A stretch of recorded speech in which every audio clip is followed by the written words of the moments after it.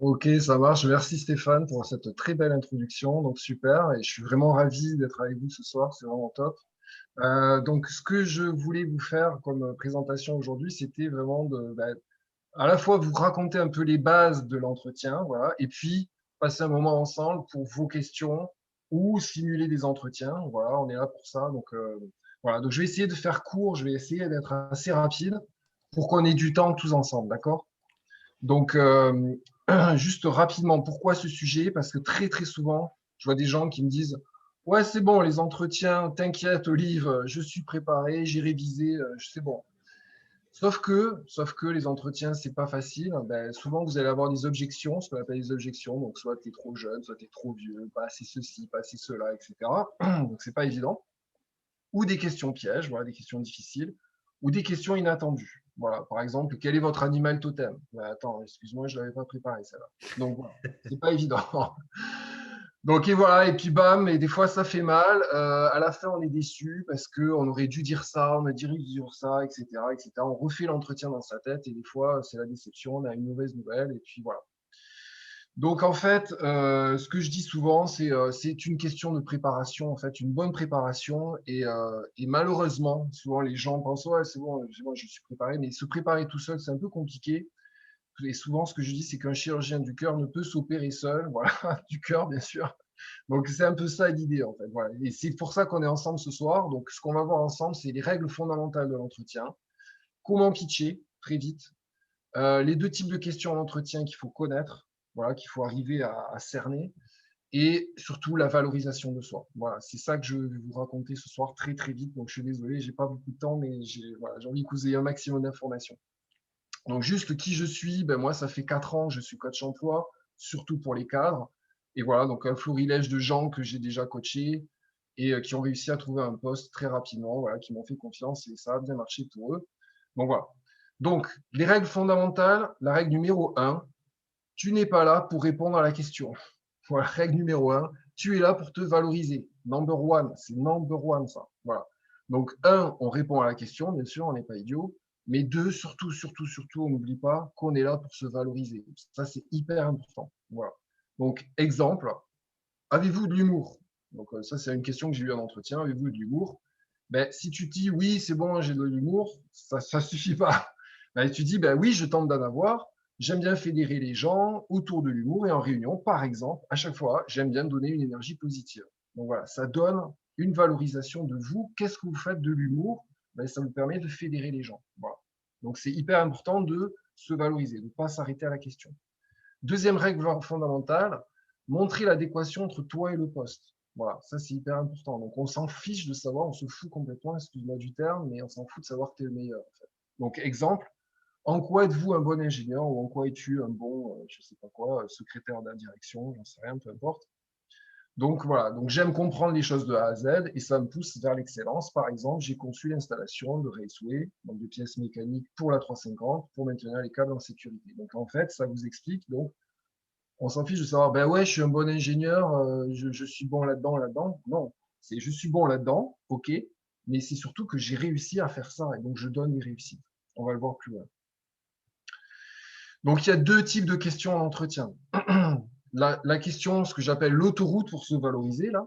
Donc ça va tout droit. Là. Vous n'avez même pas à vous poser des questions. Donc les questions du genre, parlez-moi de vous. Quels sont vos points forts? Comment vous réagissez face au stress, etc. C'est pas des questions pièges, ça. C'est des questions où on vous demande, on vous tend la main pour vous dire, allez, vas-y, vas-y mon coco, vas-y ma fille, là, donne-nous le meilleur de toi, ok? Et puis vous avez des questions pièges. Alors les questions pièges, c'est, j'appelle ça coup de billard à deux bandes, là. Donc par exemple, aviez-vous à prendre des décisions pour lesquelles vous n'étiez pas d'accord, par exemple? Ou pourquoi vous, mais pas un autre? Ou quels sont vos défauts? Voilà, ce genre de questions qui déstabilisent plus, ben, forcément, tu y réponds, premièrement, et deuxièmement, tu te valorises, en fait. Voilà, sur tout ça, sur tout ça. Donc, juste un très bref aperçu de comment pitcher. Donc là aussi, attention, il y a deux types de questions d'entrée de jeu dans un entretien. D'entrée de jeu, on va vous poser soit deux types de questions. Donc, il faut être très attentif à ça. Donc, c'est soit on vous demande présentez-vous. C'est simple, voilà, présente-toi, explique-nous qui tu es, voilà. Ou alors, on va te demander, raconte-moi ton parcours, raconte-moi ton cursus, quel est votre CV, décrivez-moi votre CV, etc. Donc, dans la phrase, dans la question, il y a écrit CV, il y a pas écrit, mais il est dit CV, cursus, parcours, etc. Donc, voilà. Eh bien, ça, ce sont deux questions différentes. OK? À la première question, dans le cas 1, présente-toi, présentez-vous. C'est dire que vous êtes la bonne personne pour le poste et que vous avez réussi deux, trois axes qui collent avec le poste et que vous avez des réussites. Voilà.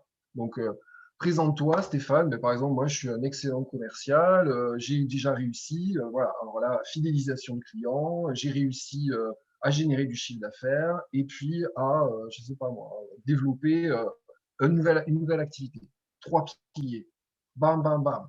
Ça sert à rien de raconter votre vie. Ça sert à rien. Il s'en fout complètement le recruteur. Voilà. Cas numéro 2, ben, là, racontez-moi votre parcours, votre cursus. Donc là, c'est dire ben, très brièvement votre CV dans le sens chronologique. Voilà. Ben, par exemple, moi, j'ai commencé, voilà, je suis ingénieur, et puis après, j'ai eu un parcours d'ingénieur classique dans différentes entreprises. Et puis dernièrement, j'ai été manager d'équipe. Voilà, donc je me suis occupé de plein de gens, de plein d'ingénieurs. Et puis, j'ai fait du recrutement. Et donc, par la suite, j'ai fait du coaching. Normalement, aujourd'hui, je fais du coaching pour l'emploi. Voilà. Ça doit durer à peu près ce temps-là. Voilà. Alors, bon, bien sûr, après, on va vous poser des questions du genre, ben, décrivez-moi plus en détail, etc. Mais ça sert à rien d'aller trop dans le détail. Donc, une expérience, une phrase, par exemple. Voilà. Donc, du genre, ben, j'étais ingénieur, je faisais ça, point. J'ai été manager, je faisais ça, point. Et aujourd'hui, je suis coach emploi, je fais ça, point. Voilà. Le reste, on s'en fout. Et puis, revenir au cas 1, ça c'est très important, parce que la question piège qu'il y a derrière, racontez-moi votre cursus, c'est de s'en tenir à son cursus, en fait. Il y a une question piège derrière qui est de dire, ben, en fait, ok, j'ai fait ça, aujourd'hui je suis coach emploi, mais ok, ça mène quoi? Ben, j'amène des gens à réussir leur recherche d'emploi très rapidement, par exemple. Voilà. Et donc, ça veut dire quoi, cas 1? C'est se dire, ben, je réponds aux besoins de l'entreprise. En fait. Voilà. Donc, ça, c'était pour pitcher rapidement. Maintenant, comment se valoriser? C'est le dernier slide, je vous promets. Donc, c'est toujours dire je. Voilà. Alors ça, je sais que les gens, certains managers, certains cadres notamment, ou d'autres, peu importe, ont du mal à dire je parce qu'ils sont tellement formatés par le monde de l'entreprise que voilà, c'est on, c'est nous, c'est machin. Mais en entretien, on attend vraiment que ce soit votre part, en fait, que ce soit votre action, votre valorisation. Deuxièmement, il ne faut pas oublier de chiffrer. Si on ne chiffre pas, ben, on ne sait pas où on en est. Par exemple, je suis un très bon commercial, c'est bien, mais dire ben, je suis un très bon commercial, je vends à peu près 50 000 euros de chiffre d'affaires par mois, je dis n'importe quoi, en rencontrant 15 personnes, 15 nouveaux prospects par mois. Eh ben, ça, c'est beaucoup plus puissant que de dire je suis un bon commercial, par exemple.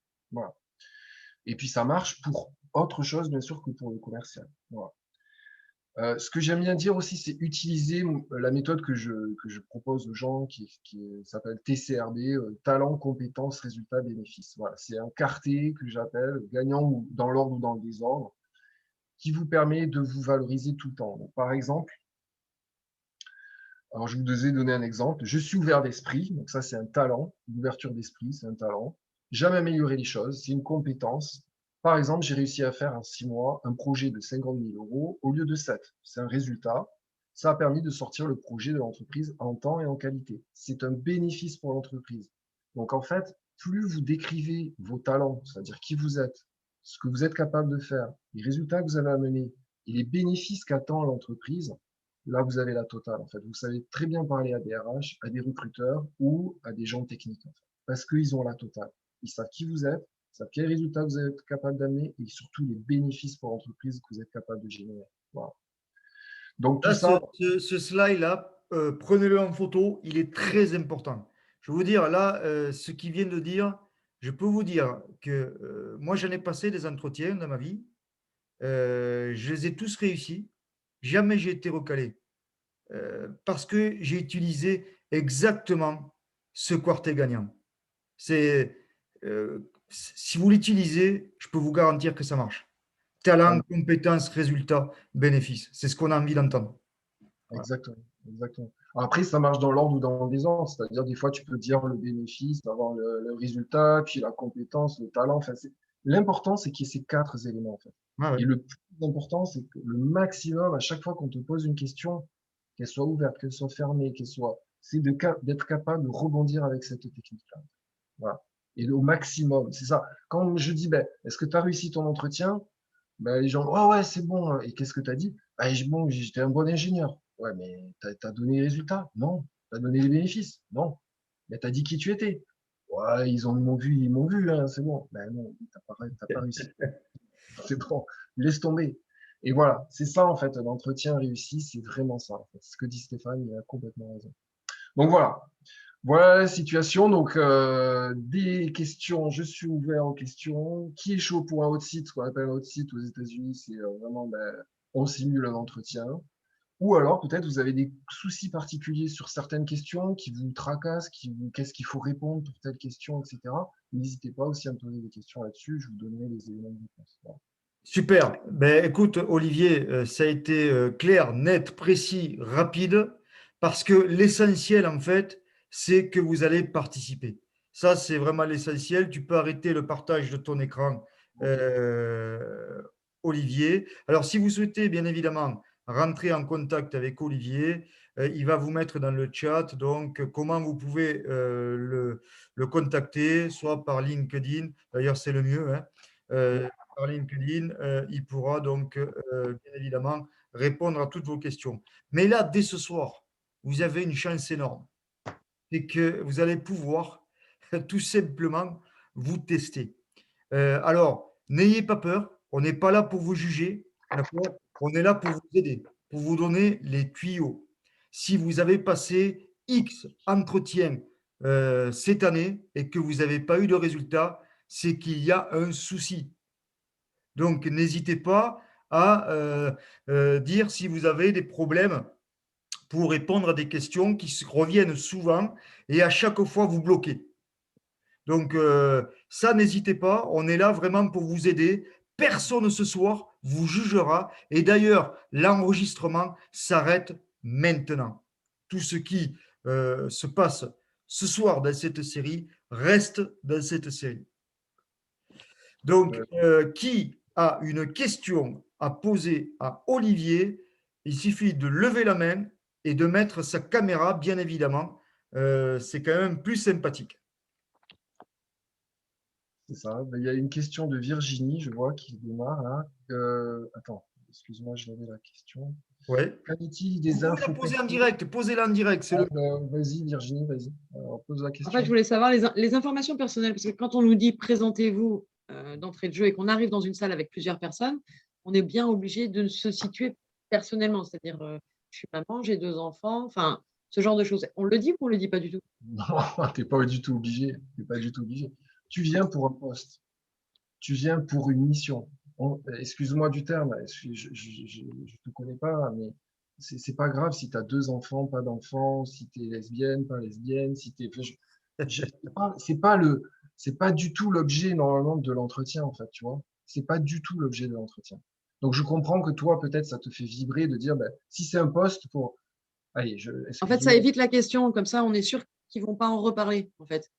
Bah, ouais, bon après, je te dis. Honnêtement, nous les femmes, on a beaucoup ce genre de questions. Et vous voulez d'autres enfants? Enfin, peut-être moins maintenant qu'on arrive, qu'on a dépassé les 40, mais avant les 40, je peux vous assurer que c'est la première question qu'on recevait.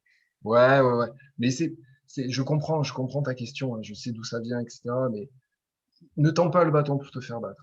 Si tu D'accord. commences à dire, je suis une maman, là, d'entrée de jeu, c'est, attends, ok, elle est en train de penser maman. Elle est en train de penser, elle ne pense pas à son poste. Elle pense maman. Excuse-moi du terme, là, mais Mm. ne donne Ok. pas le bâton pour te faire battre. Voilà, c'est ça que je veux te dire. Mhm. Donc, si tu peux éviter cette question, évite-la. Évite d'aborder ça. Reste focus sur la mission. Voilà, c'est hyper important. Donc, peut-être tu auras la question, peut-être qu'ils oseront te la poser, peut-être pas, j'en sais rien, mais reste focus sur la mission. Ok. Après, un petit bémol quand même, si ton travail, ça reste dans le métier de la petite enfance, si ça reste lié au monde des enfants, je sais pas, hein, Mm. je dis ça quand même,